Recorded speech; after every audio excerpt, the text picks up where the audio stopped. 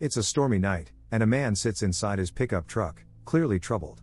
First, he removes his wedding ring and tosses it away. He lights a match, exits the vehicle with a gas canister and a hammer in hand. Breaking into the house, he startles the residents who rush towards him, only to be violently subdued. He splashes gasoline throughout the house and sets it ablaze. As he drives off, the house explodes behind him. Meanwhile, Rachel is sleeping on the couch and is awakened by Andy, her lawyer and best friend. He informs her that her soon-to-be ex-husband wants their house and suggests filing an objection. Their conversation is cut short when her son enters, urging her to get ready or they'll be late. In the dining room, Kyle is with his uncle Fred, who is conversing with their elderly mother. The earlier violent incident is reported on the news, identifying the man as Rachel's ex-husband, known for his history of substance abuse and violence.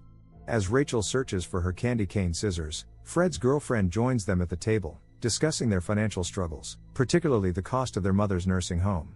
Rachel leaves with Kyle, climbing into their old car. They find themselves trapped in traffic, arguing about taking the freeway. Despite her son's protests about being late, the mother decides to take it. While driving, she receives a call from her husband, and her son happily picks up to talk to his father. His excitement quickly turns to disappointment when his father cancels their plans to attend a game, and the mother tries to soften the blow. To make matters worse, they encounter a traffic jam on the freeway, and the mother receives another call, this time from a client. Unable to talk her way out of the situation, Rachel realizes she's been fired when the client realizes she'll be late again. Trying to lift her spirits, her son teases her a little before suggesting they exit the freeway and take the service streets.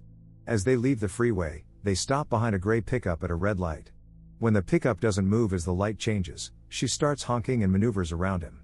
At the next light, the pickup pulls up next to their car. It's the man who set the house on fire. He asks them to roll down their windows, and Kyle does so. Rachel and the man engage in an awkward exchange, with him talking down to her and then expecting an apology in return. Instead, she firmly disagrees. He becomes agitated and angrier, threatening her with dire consequences. Kyle is scared and urges his mother to drive away.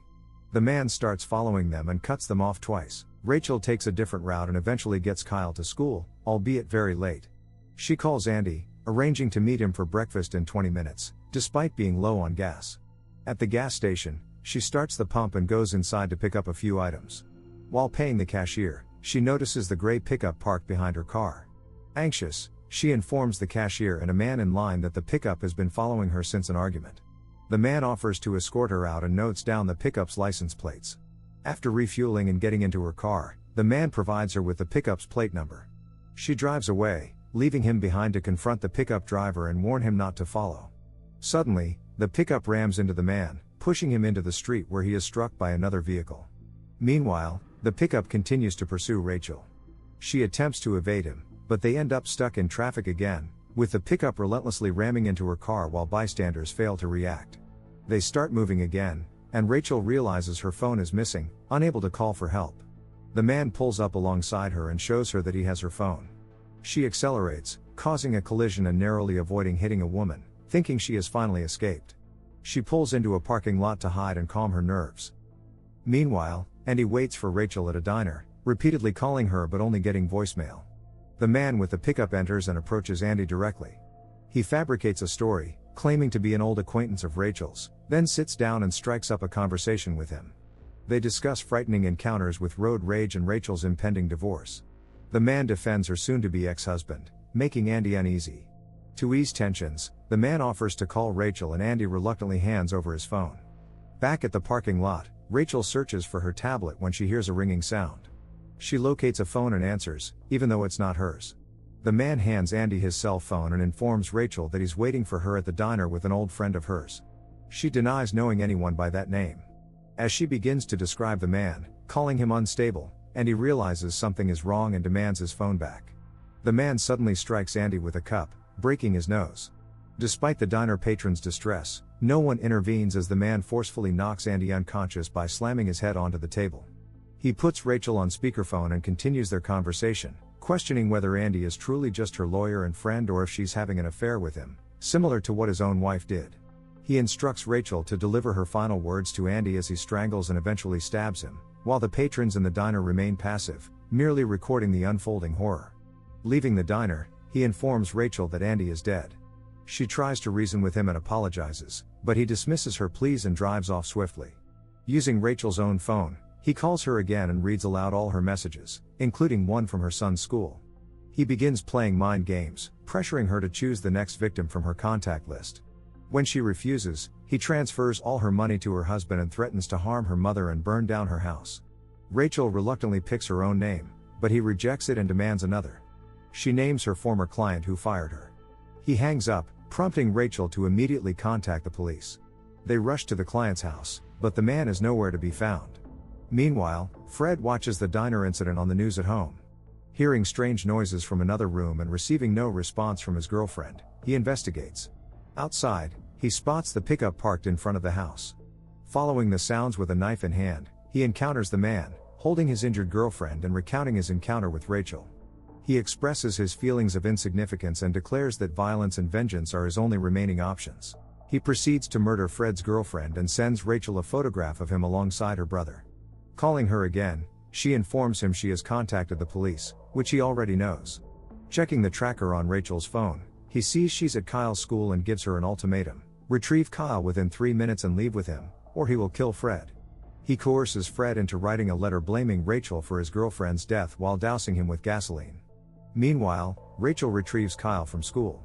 As they drive away, she calls the man back, informing him she is Kyle on speaker. Threatening to set her brother on fire, he forces Fred to read the accusatory letter he wrote, blaming Rachel for everything and declaring his imminent demise.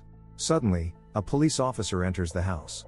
The man uses Fred as a shield, ignites him, and attempts to flee, but the officer shoots him in the shoulder. Rachel listens to the harrowing events over the phone, stops the car, and breaks down in tears. Kyle consoles her while the phone rings again. It's the man, informing her Fred is dead and threatening Kyle. Rachel, fed up with his threats, smashes the phone. She and Kyle head towards the police station, realizing the man might be tracking them via Rachel's tablet. Kyle discovers the tablet hidden under Rachel's seat and wants to throw it out, but Rachel proposes using it to track the man, just as he tracked them before. Kyle realizes the man is directly in front of them, having commandeered her neighbor's van. They spot a police car ahead and Rachel instructs Kyle to buckle up, pulling alongside the van, heading straight for the police car. Kyle tries to signal the officers, but the man catches on and crashes into the police vehicle, causing a major collision. He continues pursuing them, closing the distance. Kyle uses the tablet to call the police, but they inform him they can't assist. The tablet dies, leaving them on their own. Rachel decides to head to her mother's house, knowing the neighborhood's complex layout might delay the man. She accelerates while he follows, causing further accidents along the way. She outmaneuvers him briefly, just enough to reach her mother's house and let Kyle inside. Once there, Kyle activates the alarm's panic button, grabs a flashlight, and hides upstairs in a secret compartment. Meanwhile, the man searches the neighborhood, trying to locate them. Spotting Rachel's car, he stops to take medication and compose himself. Suddenly, Rachel rams into his vehicle with another car. She approaches his car, but he grabs and pins her down. He ominously predicts that she'll always remember him and what she could have done to save her son. With Rachel momentarily incapacitated, he enters the house, calling out to Kyle deceitfully, claiming to be the police. Kyle makes a noise, prompting Rachel to emerge from her hiding place, but the man appears as well. A struggle ensues, with the man relentlessly pursuing Kyle and Rachel fiercely defending him. He knocks her down and starts choking her son, but Rachel retrieves her candy cane scissors and stabs him, finally ending his life. Police eventually arrive at the scene. Rachel and Kyle are approached by the officer who discovered Fred, informing them he's still alive. They head to the hospital to visit him, ensuring they proceed calmly and cautiously.